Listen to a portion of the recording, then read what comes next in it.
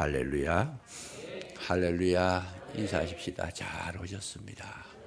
최고의 복된 자리에 오셨습니다. 최고의 은혜 자리에 오셨습니다. 우리 주님 오늘 저와 여러분 심령에 오셔서 많은 열매 거두게 하실 줄로 굳게 믿으시기 바랍니다. 이제 연말이 다가옵니다. 이번 주일로 인해서 10월 달이 끝나게 되고 11월, 12월은 결산하는 달이 됐습니다. 이럴 때에 우리가 한번 뒤돌아볼 수 있는 귀한 시간을 우리 가져볼 필요가 있을 것 같습니다. 연말이 되고 가을이 되니까 초청장이나 청첩장이 많이 들어옵니다. 그래서 이 좋은 시절에 결혼을 하게 됐습니다. 매주일 그렇게 청첩장이 오는데 가보면 정말 그냥 코로나 시대인데도 아주 그 예식에 많은 사람들이 와 있고 즐겁고 복되고 정말 그 결혼식 하는 모습을 보면 아름답다는 생각이 듭니다. 그래서 가서 축복해주고 돌아오는데, 그런데 그러면서 그 굉장히 많은 것을 느끼게 하는 부분이 있습니다. 그게 뭐냐? 결혼식을 할 때는 보면 신랑 신부가 주인공이고 최고의 복된 자리고 정말 많은 사람에게 그 축복을 받으면서 그렇게 참 힘있게 전진하게 되는데, 중요한 것은 결혼식이 중요하지만은 그보다 더 중요한 것을 한번 생각해 보게 되는 거지요. 그게 뭐냐? 결혼식보다 더 중요한 것은 그 결혼식을 통해 가지고 그 가정의 두 부부가, 그러니까 남편과 아내가 결산하는 날에 백년해로 하는 것이 더 중요한 것이죠. 사실은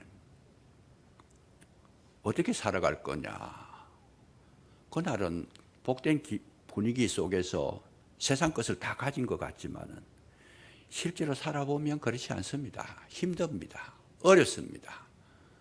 결혼식을 마치고 당장 신혼여행을 가서 보면 거기서 부딪히는 경우도 있고, 또 조금 살다 보면 얼마 안 가가지고 그 참 꿈 같은 그 신혼생활이지만은 그 생활이 끝나고 나면 다른 사람의 그 상대방의 그 허점이 보이고 약점이 보이고 문제점이 보이고 하니까 이상이 깨져버리고 꿈이 깨지고,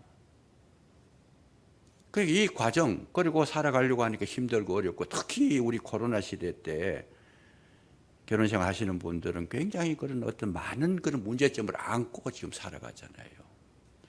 세상이 만만치 않습니다. 쉽게 되는 게 아니잖아요. 그렇게 살아갔을 때에 정말 중요한 것은 뭐냐?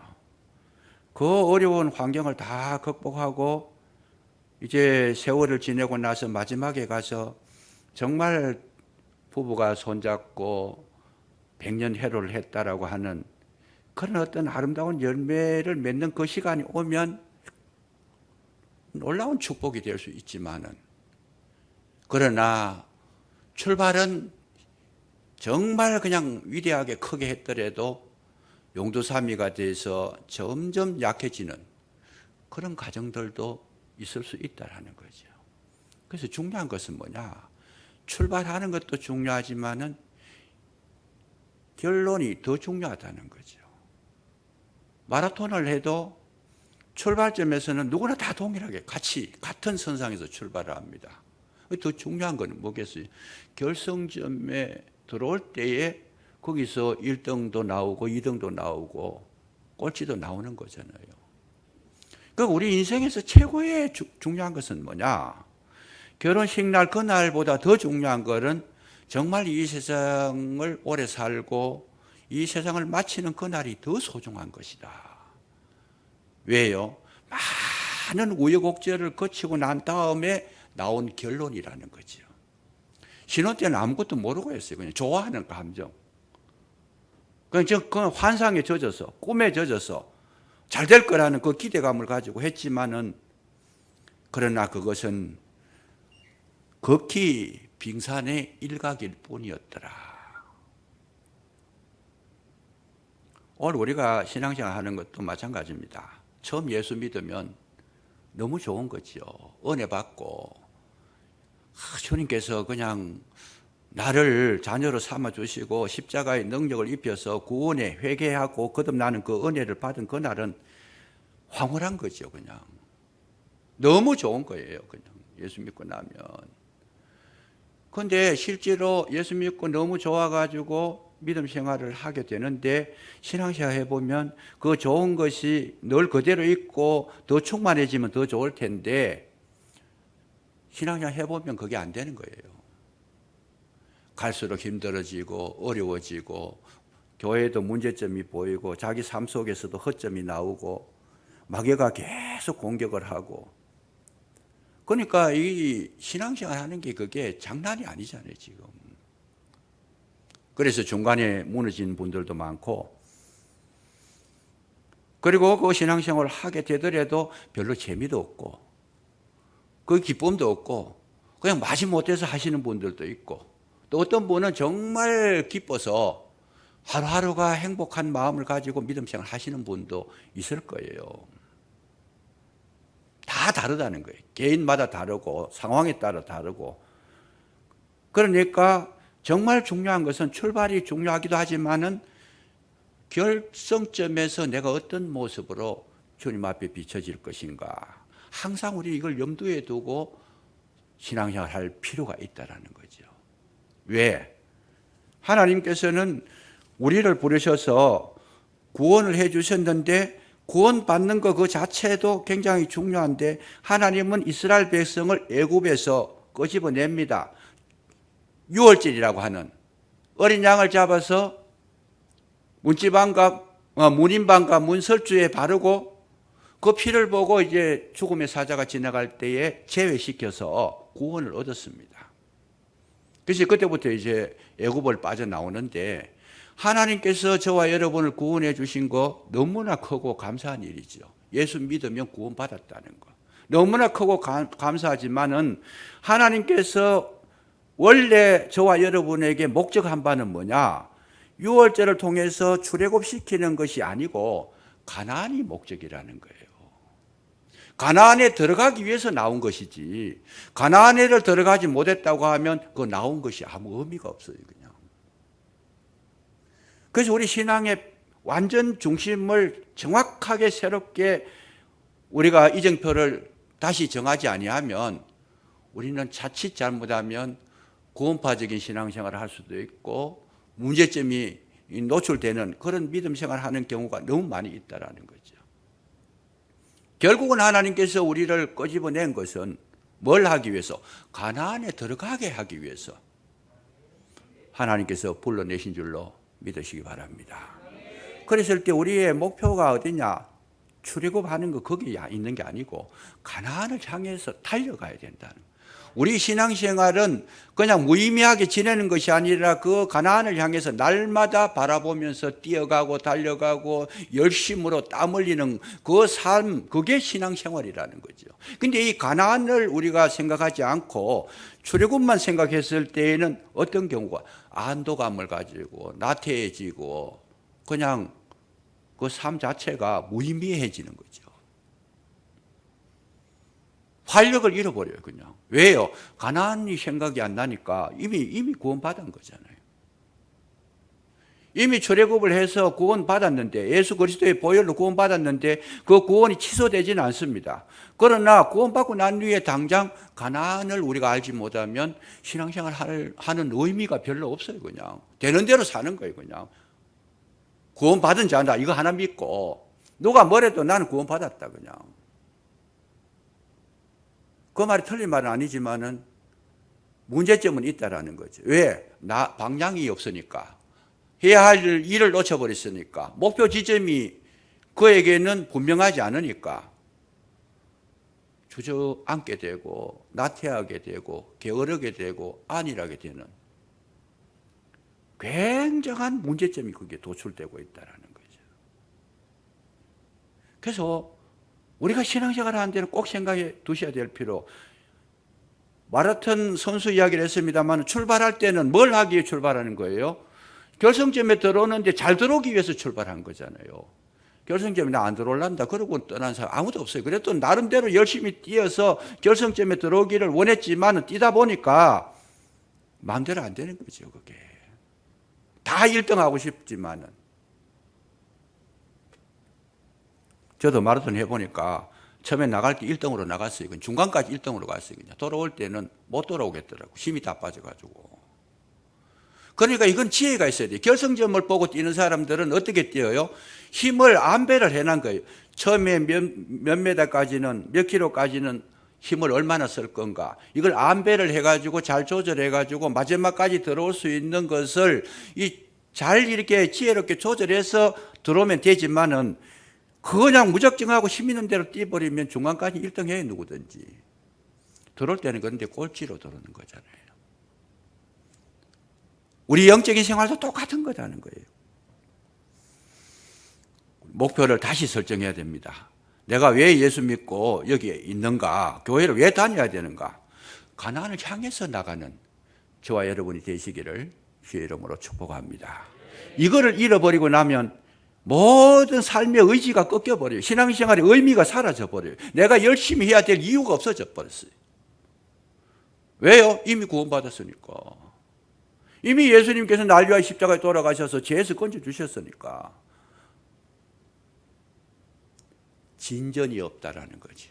발전이 없다라는 거죠. 성숙이 없다라는 거죠. 거기에 머물러 있다라면 우리는 삶 속에서 세상에 빛이 되라, 소금이 되라, 세상에 그냥 나가서 정인이 되라 하지만은 의미가 없는 거예요, 그 자체가. 왜? 구원받았으니까. 그게 구원파식이에요. 아니다는 거죠. 아니다.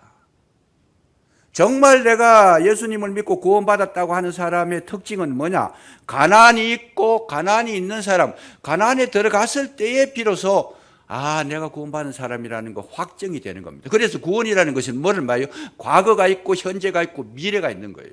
아무리 과거에 내가 예수 믿고 구원받았다고 장담하고 자부심을 가지고 있지만은 그 끝이 없다라면 그 처음에 출발했던 출발선도 문제가 있었던 거예요, 그게. 그래서 구원이라는 걸 단번에 그렇게 표현하지 않습니다. 구원은 과거에는 구원을 얻었고 현재는 구원을 얻고 있고 앞으로는 구원을 얻을 것이다. 그래서 구원이 이 3차원의 세계가 딱 맞아 떨어졌을 때 이 사람은 처음에 하나님의 구원을 입은 사람이 맞다 틀리다 종착점에 가서 나타나는 거예요. 진짜 선수는 결승점에 가봐야 나오죠. 그래서 이런 것들을 우리가 정확하게 알고 아시고 신앙생활을 하게 되면 우리는 하루하루가 값진 것이고 하루하루 해야 할 일이 있고 내가 가야 될 방향이 있고 내 삶의 그런 어떤 가치를 발견하게 되는 겁니다. 이걸 놓치게 되면 현실에 안주해버리고 세상을 따라가 버리고 내 바쁘면 내 바쁜 대로 살고 내가 가고 싶으면 가고 싶은 대로 가게 되고 정말 가야 될 길을 놓쳐버리는 경우가 너무나 많이 있다라는 거죠. 그래서 오늘 이 시간을 통해서 우리는 제가 말씀의 제목을 구원 이후라 정해봤습니다. 이 구원 이후라는 제목은 저 말고도 많은 분들이 그렇게 정해본 분들이 있더라고요. 그런데 정말 중요한 것은 구원 이후다. 구원 받았는 거 그 자체보다도 그 이후에 어떻게 살 거냐 하는 그게 더 중요하다라는 거예요. 아이를 잉태해서 태어났습니다. 태어났는데 아이를 낳는 거 굉장히 중요합니다. 그런데 그 아이를 낳아가지고 더 중요한 건 어떻게 키울 것이냐. 그게 더 중요한 거죠. 왜요? 잘못 키우면 문제아도 될 수 있잖아요. 잘못 키우면 사회에 아주 큰 해악을 끼치는 아주 위험 인물도 될 수 있잖아요. 그 아이를 잘 키우면 정말 사회에 빛이 되고 덕이 되고 많은 사람에게 유익을 끼치고 영향력이 있는 그런 어떤 좋은 어떤 선례를 남길 수 있는 귀한 인물 되지만은 잘못 키워놓으면 그래서 부모의 책임이 그렇게 큰 거예요. 잘못 키워놓으면. 오늘 우리가 교회를 하는데 지금 위험합니다. 왜 위험하냐? 한국 교회에 하나님께서 복을 주신 게 너무 많아요. 세계의 역사를 다 둘러봐도, 어느 나라를 둘러봐도 한국만큼 하나님께 많은 사랑을 받은 나라가 없습니다.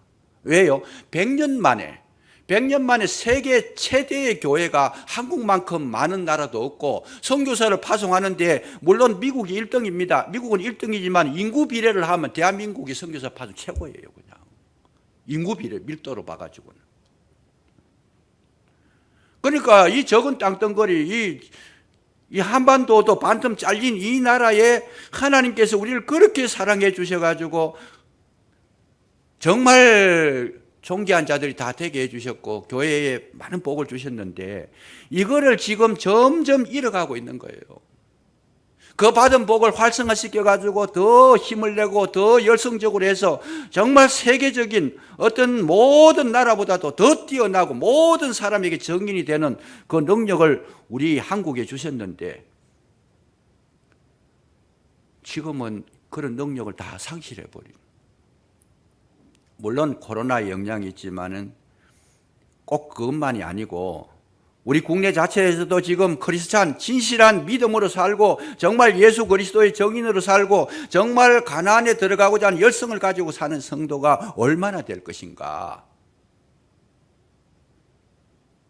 힘이 없는 성도, 능력이 없는 성도, 정말 갈 길을 잃은 성도가 우리 한국에 너무 많아서.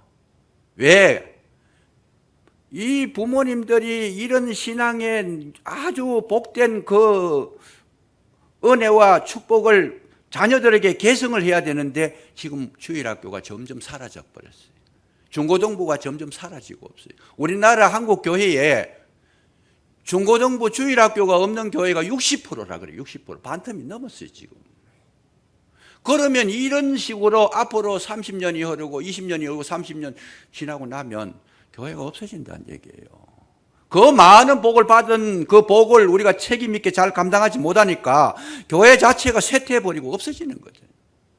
불을 보듯이 뻔한 거예요. 지금 우리가 현재 하고 있는 것이 앞으로 보세요. 한 10년 뒤로만 가도 지금 60% 교회 학교가 없다 그러는데 10년 뒤에 가면 그것이 70%, 80%, 90% 돼버리면 한국 교회는 없어지는 겁니다.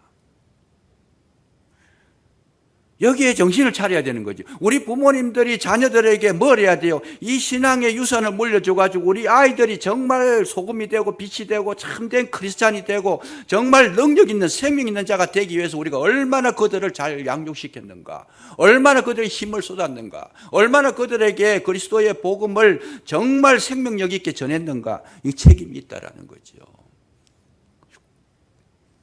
부모님이 신앙이 확실하지 않은데 자녀를 확실한 신앙인으로 세운다는 거, 그건 불가능한 거죠. 소경이 소경을 인도하면 둘 다 구덩이에 빠진다 그랬어요. 정말 갈대밭에는 갈대가 나고 왕대밭에는 왕대가 나는 거잖아요. 부모의 신앙이 정말 믿음으로 가나안을 향해서 날마다 경건하게 믿음으로 온전하게 세워져 있으면 반드시 그걸 보고 본뜨고 자라는 아이들은 배우게 돼 있다는 거예요. 아무리 세상이 험해도 우리는 거기에 무방비하고 있는 거죠. 무방비하고 있어요. 전혀 관심도 없어요. 그냥. 왜요? 가나안의 신앙을 지금 생각하지 않고 있다라는 거예요.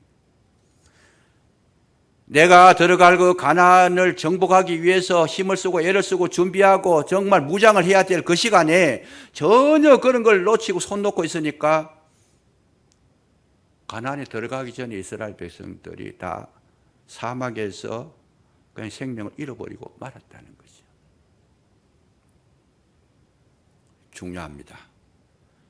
오늘 우리에게 있어서 정말 중요한 것은 내가 가나안에 들어갈 수 있는 그런 믿음 생활을 언제부터 우리 날마다 해야 된다는 거예요. 날마다. 운동을 해도 한 달에 한 번 하는 사람하고 일주일에 한 번 운동하는 분하고 매일 운동하는 분하고 완전히 다릅니다. 한 달에 한 번 하는 안 하는 것보다는 좋지만 그거 하나만 별로 도움 안 돼요. 그냥 일주일에 한 번 하는 거 좀 좋지만 그것도 큰 유익은 없어요. 매일 운동하는 분은 강해지는 거죠. 그냥. 그래서 우리는 뭘 해야 돼요? 날마다 주님을 바라보고 영적인 생활을 하고 내 영성을 채우고 정말 그리스도인의 길을 걸어갈 수 있는 그런 마인드를 가지고 계시면 세상이 아무리 힘들고 어려워도 원수마귀가 아무리 강해도 그들을 능히 이기게 될 줄로 믿으시기 바랍니다. 이렇게 되는 것이 아버지의 뜻이라는 거예요. 오늘 이 성경을 가만히 보시면 정말 중요한 것을 말씀하셔요. 지금 17절 한번 보세요. 17절 보시면 바로가 백성을 보낸 후에 블레셋 사람의 땅의 길은 가까울지라도 하나님이 그들을 그 길로 인도하지 아니하셨으니 이는 하나님이 말씀하시기를 이 백성이 전쟁을 하게 되면 마음을 돌이켜 애굽으로 돌아갈까 하셨습니다. 무슨 이야기입니까? 지금 출애굽을 해가지고 가나안에 들어가는데 저 지중해 쪽으로 그 북쪽으로 지중해 쪽으로 들어가면 빠르면 일주일이고 늦어도 10하루 길이라는 거예요. 그러니까 뭐 하여튼 2주 내로 끝나는 거예요. 바로 들어갈 수 있어요. 그냥 들어갈 수 있는데 하나님께서 거기를 막아버렸다는 거예요. 왜? 거기에 블레셋 군대, 강한 군대가 있어가지고 막상 들어가려 그러니까 그들 군대들이 못 들어오게 막아버리고 그들은 힘이 세고 무기가 있고 철병거가 있어가지고 이스라엘 백성이 들어올 때에 그들이 막 칼을 들고 나와가지고 이 창을 들고 나와가지고 공격해버리면 순식간에 그냥 후퇴해버리는 거지요. 하나님께서 그걸 아시고는 거기를 막아버렸어요. 막고 어디로 가? 너희들은 저 에담으로 해서 홍해를 건너가지고 시내산으로 가가지고 이 가데스 바니아 쪽으로 해서 가나안에 들어가라. 그게 2년 걸립니다. 10하루 길, 늦어도 10하루 길인데 2년 되는 길을 하나님께서 가이드를 했다라는 거죠. 그 우리가 생각해 볼 때는 하나님이 나쁜 분이죠. 아니, 쉽게 들어갈 길을 왜 그렇게 어렵게 해요, 그냥. 우리를 골탕 먹이는 것도 아니고 힘들게 하니 왜 그렇게 하느냐. 이 문제입니다. 이 문제를 오늘 정확하게 우리가 짚고 넘어가야 되는데 우리는 누구나 10하루 길을 가기를 원해요. 일주일 만에 들어가기를 원해요. 우리는 누구나 뭘 하기를 원합니까? 대부분이 쉽고 빠르고 강하고 순탄하고 속성과를 가기를 원해요. 그냥 급성장하기를 원해요. 교회 개척해가지고 2, 3년 만에 2, 3천 명 되기를 원해요. 베드로처럼 말씀 한번 전하니까 5천 명씩 회개하고 돌아온 거 이런 걸 좋아해요. 그냥 공부 열심히 해가 잘해가지고 막 그냥 일찍 성공해가지고 판검사가 되고 그냥 국무위원이 되고 이런 걸 좋아한다는 거예요. 그거 하려고 뭘 해요? 작정기도 하고 금식기도 하고 어떻게 해서든지 내가 빨리 하고 싶어서 다른 사람보다 앞서고 싶어서 그리고 그 앞서면 막 자랑하고 싶어서 이것을 하나님께서 막으셨다는 거예요. 이것을 하나님께서 막으셨다. 그렇게 해서 되는 게 아니다. 너희들은 저리 가라. 왜요? 빨리 가나안에 들어갈 수 있지만은 가나안에 들어가면 준비 안 된 자가 가나안에 들어가면 들어가지도 못하고 쫓겨나옵니다. 블레셋 군대들한테 쫓겨나와요. 그러면 홍해길로 해가지고 훈련 받아가지고 하나님의 인도하심을 따라 구름 기둥과 불 기둥을 따라가게 되면 비록 2년이라고 하는 세월이 굉장히 길지만은 반드시 너희들은 들어갈 수 있게 될 것이다. 하나님의 뜻은 뭐냐? 우리에게 갑자기 큰 복을 주시는 것이 아니고 어떻게 해요? 복 받을 만한 자, 복 있는 자로 만들어 주시는 줄로 믿으시기 바랍니다. 하나님께서는 은도 내 것이고 금도 내 것이고 모든 세상에 가지고 있는 것 부족한 게 없는 하나님께서 우리에게 주시지 못할 게 아무것도 없어요. 주실 수 있어요. 그러나 안 주시는 거예요. 왜요? 그걸 주면 결국은 그 받은 것이 복이 되지 아니하고 해가 될 수 있고 화가 될 수 있다는 거예요. 그러니까 복을 받는 것이 아니고 우리는 뭘 해야지? 하나님의 뜻은 복 받을 만한 사람, 복된 자로 만드는 것이 하나님의 계획이자 뜻인 줄로 믿으시기 바랍니다. 이거이 그런 거예요. 그래서 하나님 지금도 우리를 만드실 때에 우리에게 쉽게 예수 믿고 기도하면 금방 응답을 받고 막 그냥 결심해서 3일 금식 기도하고 했더니 바로 그냥 이루어졌더라. 이러면 좋을 텐데 아무리 기도해도 하나님 조용하게 계시는 거죠. 그리고 내가 몸이 아픈데 하나님 내가 열심히 주님 앞에 잘못된 것도 없는 것 같은데 이 기도해가지고 빨리 병이 낫고 그냥 손을 얹어가 안수함에 그가 귀신이 떠나더라 뭐 병이 나았더라 이러면 좋을 텐데 조용한 거죠. 날 기미도 없어요. 그냥 사업을 했는데 사업이 하루아침에 그냥 번성해가지고 막 오픈하는 그날부터 막 손님이 들어닥치는데 감당을 못할 정도로 그렇게 해가지고 1년 만에 그냥 벼락부자가 됐더라. 하나님께서 못 하시겠어요? 그거를 하실 수 있죠. 그러나 하나님 그렇게 하시지 않는 분이라는 거예요. 여러분 우리가 이걸 이해를 하셔야 됩니다. 우리가 하나님을 믿어도 하나님을 알고 믿어야 되고 하나님의 뜻과 계획을 우리가 인식하고 믿으면 뭐가 시험에 들지 않는 거예요. 상처받지 않는 거예요. 그리고 우리의 신앙이 연단을 받아서 탄탄하게 됨으로 넘어지지 않는데 하나님을 이해하지 못하고 뜻을 말씀을 모르고 무작정 신앙생활 하시다 보면 그 마음이 항상 어두워요. 그냥 확신이 없어요. 그냥 뭘 해도 자신이 없어요. 그냥 마음이 불안하고 괴롭고 힘들어도 어떻게 표현도 뭐하고 그냥 꿍꿍 쏘가리만 앓고 있는 거예요. 하나님을 그렇게 믿었는데 왜 이렇게 안 되냐? 부끄럽다.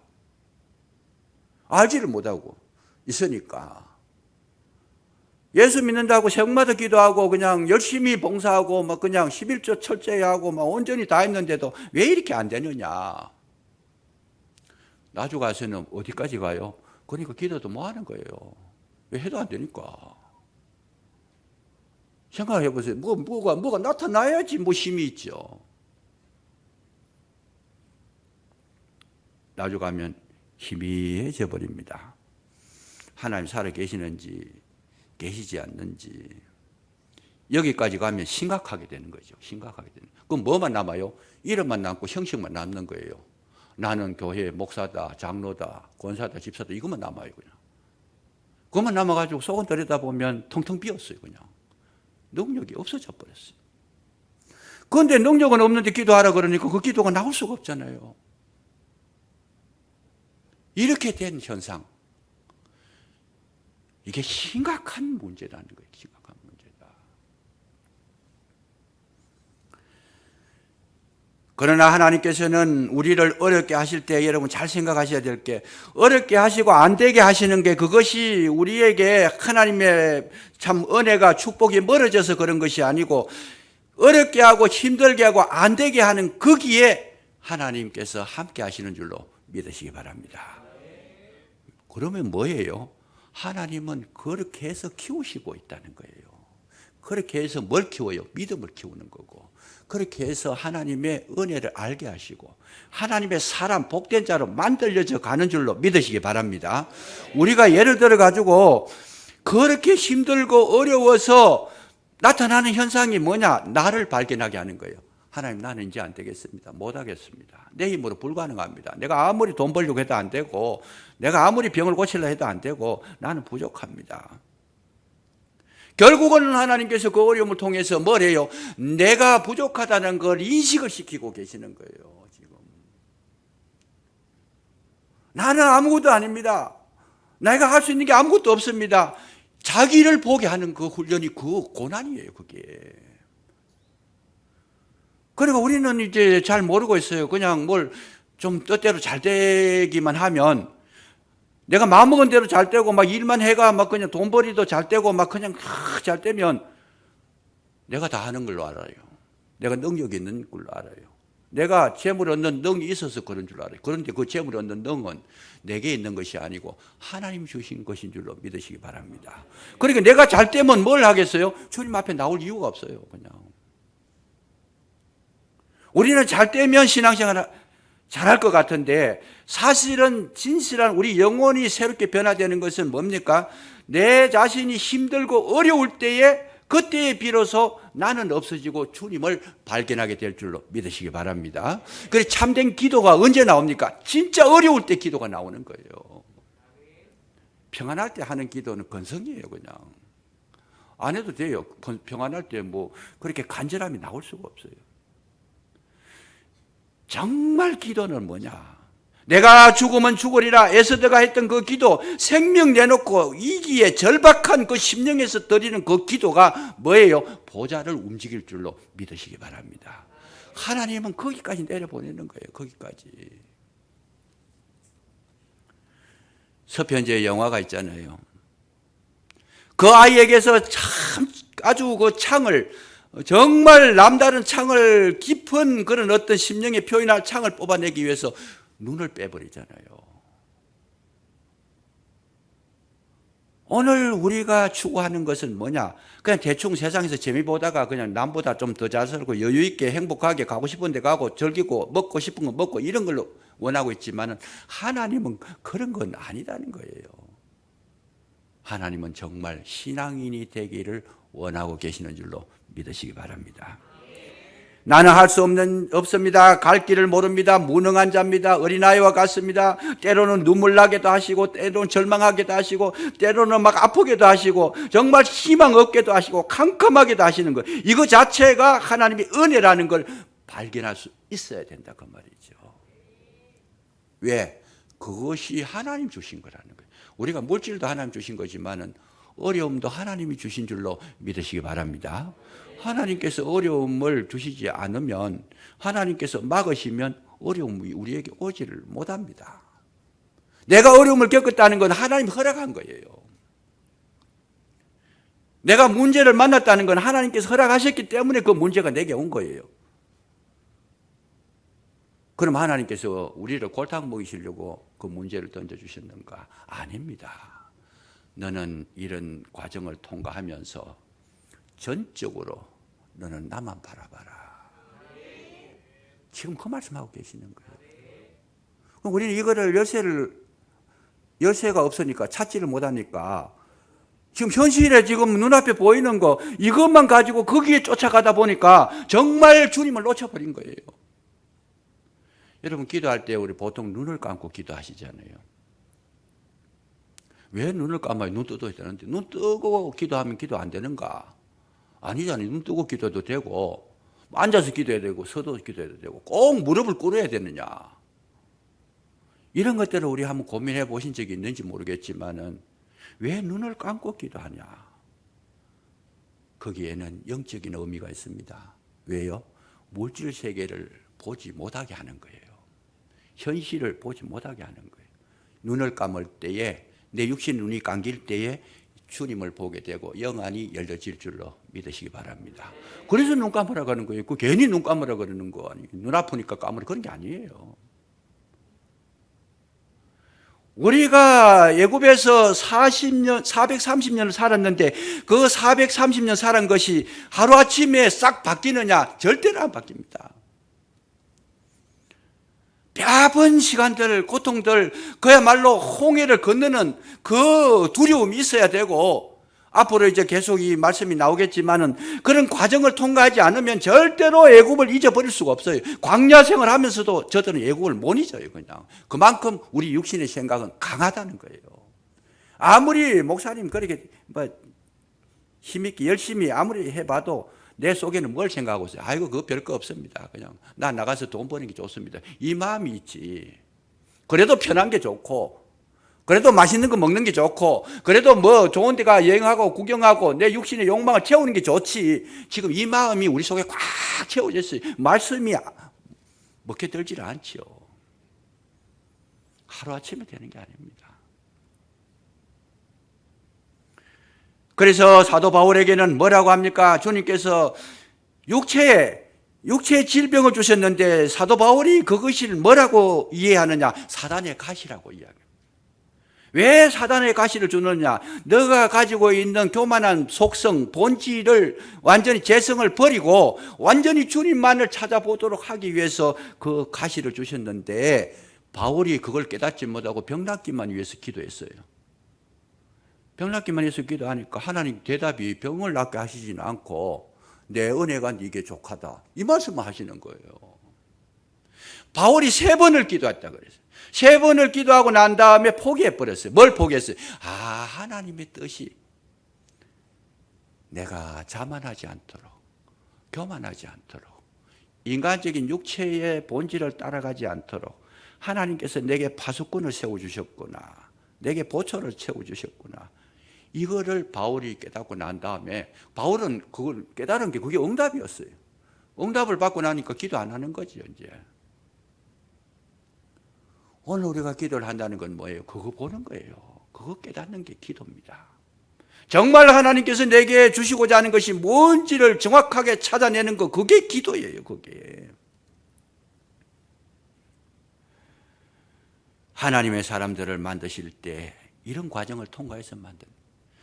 다윗을 만드실 때 하나님께서 어떻게 사울이라고 하는 왕, 절대 권력자, 왕을 다윗에게 붙여주신 거예요. 꼼짝을 못해요, 사울한테는. 왕이니까.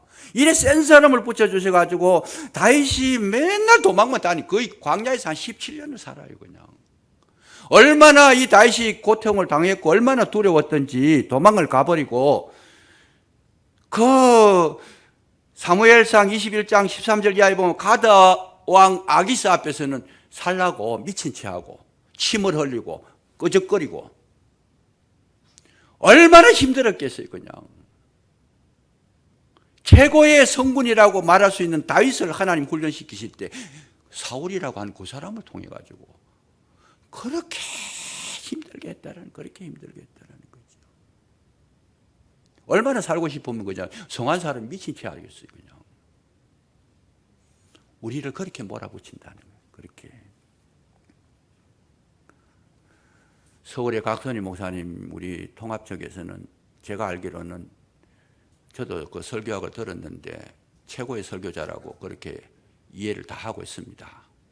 이해를 다 하고 있고 아주 소망교회 담임을 하시면서 말씀으로 성부를 그런 분인데 그분이 뭐 원래 설교를 잘하신 분이기도 하지만은 그렇게 설교를 잘하게 된 배경이 뭘까 파고 들어가 보면 그분 뒤에는 이진우 장로라는 분이 있어요. 이분이 굉장히 그 훌륭한 분이고 똑똑한 분입니다. 사법고시를 패스해가지고 부장검사까지 하시고 청와대에서 근무도 하시고 이런 분인데 이 진우 장로님이 각선희 목사님에 대해서 책을 썼는 게 한국교회 이대로가 좋은가 하면서 책을 썼어요. 책을 썼는데 그 내용이 뭐냐 하면 전부 다 광 목사님 공격하는 책이에요. 광 목사님 설교 이런 부분이 잘못됐다, 저런 부분이 잘못됐다, 이렇게 해야 된다, 저렇게 해야 된다, 뭐 온갖 거 다 써놨어요. 얼마나 시달리는지, 얼마나 시달리는지. 그러니까 광 목사님 설교가 정금같이 되는 거예요. 정금같이. 그분의 공로를 빼놓을 수가 없어요. 그분의 공로를. 인간적으로 생각하면 원수예요. 어때 저런 사람이 여기 와가지고 가지도 안 하고 자기 교회 장로로 있으면서 떠나지도 안 하고 가라 그래도 가지도 안 하고 계속 괴롭히니까.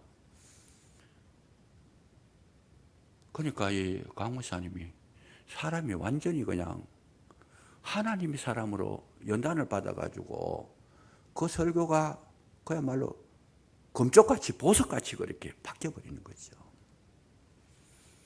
하나님이 하시는 일은 1.1핵도 실수가 없는 줄로 믿으시기 바랍니다. 내게 좋은 것만 복이 아니에요. 내게 어려운 거, 내가 아픈 거, 내가 하기 싫은 거 그거 주실 때 그것이 어떤 면에서는 좋은 것보다도 더 큰 축복인 줄로 믿으시기 바랍니다. 내가 어렵다고 해가지고 기도해서 응답 안 된다고 해가지고 내 생활이 변화가 없다고 해가지고 낙심하지 마시기를 주의 이름으로 축복합니다. 그게 복이었어요. 알고 보니까. 너무 편안하면 안 하는 거예요. 그냥 너무 편안하면, 너무 살기 좋으면 내가 기도 안 해도 괜찮고 막 너무, 근데 그거는 하나님의 사랑에서 제외된 거예요. 오히려 하나님의 사랑은 우리에게 뭡니까? 징계가 없으면, 징계는 다 받는 것이거늘 징계가 없으면 뭐라 그래요? 사생자라 그래요. 사생자. 부모가 없는, 아버지가 없는 사생자다. 내가 무슨 짓을 해도 하나님 간섭도 안 하고 막 내 마음대로 살도록 내버려 두는 거 얼마나 좋아요. 자유스럽고. 주일날 막 빼먹어도 괜찮고 막 내 마음대로 해도 되고 막 다른 사람하고 막 부딪혀도 괜찮고 내 마음대로 해도 좋은 거, 그게 좋은 게 아니더라 그 말이죠. 그건 사생자다. 하나님께서 왜 이스라엘 백성을 그 좋고 쉬운 길을 막아버리고, 아니 블레셋 군대가 막아도 하나님께서 함께 해서 뚫고 나가면 되잖아요. 그런 능력 보여주신 하나님이 아니시고 저와 여러분을 훈련시키셨고 이스라엘을 훈련시키셔서 하나님의 사람으로 만드는 것이 아버지의 뜻인 줄로 믿으시기 바랍니다. 승리하시기를 주의 이름으로 축원합니다. 기도하겠습니다. 감사합니다. 저희들 불러주셨사오니 우리의 영안이 열려지게 하시고 말씀이 깨달아지게 하시고 진정으로 주님의 눈으로 세상을 보게 하셔서 능히 이기게 하시고 어떤 경우에도 늘 감사하면서 믿음으로 승리하는 우리 모두가 되게 해주시기를 간절히 기도하고 원합니다. 진정으로 가장 소중한 것이 무엇인지를 볼 수 있는 눈이 열려지게 하시고 진정으로 주님 기뻐하시는 우리 모두가 되게 해 주옵소서. 예수님 이름으로 감사기도 드리옵나이다. 아멘.